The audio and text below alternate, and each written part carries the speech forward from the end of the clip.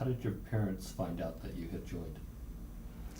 Well, I told them, and they didn't say too much, but I think they were happy that I chose to do so.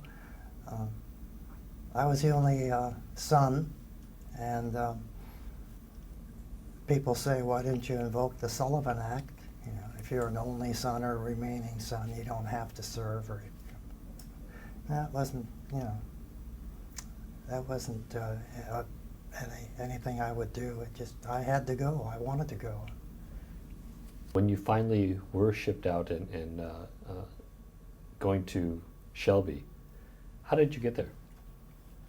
They issued us a train ticket, and I don't know how many days it took, probably a couple days, because I recall staying overnight someplace, maybe St. Louis, I don't remember. Awful food. Mutton, and I don't know what else they served us, but it was terrible. And when you went by train, were you? How many other Niseis were with you? None. I was the only one. Since we came from all parts of the country, we weren't together, and so until I got to Shelby, I was probably a lone person. The fact that here you are, this Nisei, crossing the country alone, going into the South, which we consider, especially at that time, a very ethnocentric, prejudiced area.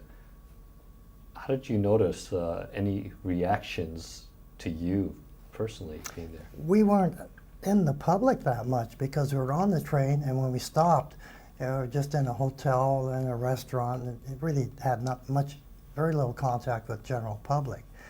And after you mentioned about the racial differences in the South, after we got to Camp Shelby, then I realized that maybe we weren't so bad off. And as soldiers, when we would get into Hattiesburg, the nearest town, like, all the blacks would just get off the street, get under, you know, just let us go by. Anybody, they just, you know, they had white sections, black sections, and they couldn't go where we went. It was really just the worst thing you can imagine. I just couldn't believe what I was seeing, and it just didn't seem like America or what it should be.